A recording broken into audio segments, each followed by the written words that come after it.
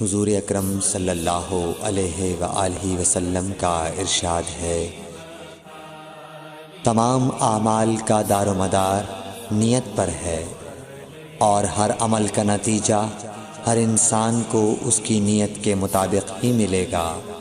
پس جس کی ہجرت دولت دنیا حاصل کرنے کے لیے ہو یا کسی عورت سے شادی کی غرض سے ہو، پس اس کی ہجرت انہی چیزوں کے لیے ہوگی جن کے حاصل کرنے کی نیت سے اس نے ہجرت کی۔